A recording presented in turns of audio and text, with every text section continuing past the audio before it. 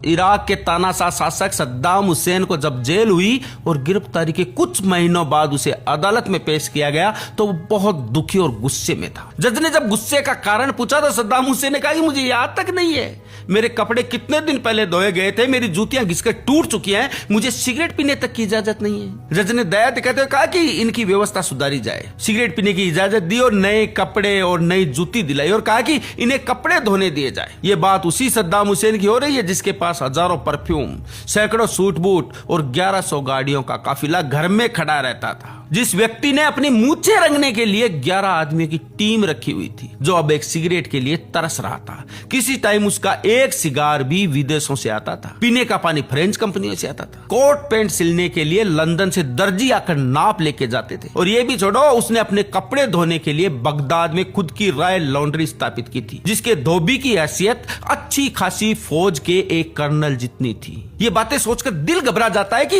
एक बेताज बादशाह जो महलों में रहता था, किसी समय एक जेल के कमरे के एक कोने में खुद कपड़े धोते देखा गया। किसी के पतन की कितनी दर्दनाक घटना है ये।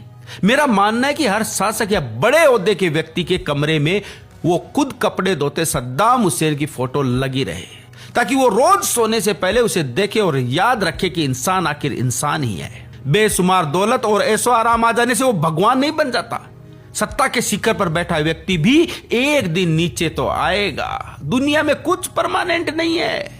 हर व्यक्ति को अपने इस आराम से एक दिन बाहर निकलना पड़ेगा, चाहे वो खुद के पैरों पर निकले या किसी के कंधों पर। सद्दाम हुसैन की एक कहानी हमें बताती है कि हमें अपना ऐशो आराम, धन दौलत का घमंड छोड़कर अच्छे कर्मों पर ध्यान देना चाहिए और याद रखना चाहिए कि ये दुनिया एक ऐसा पुल है जो एक दिन हमारे लिए टूट जाएगा।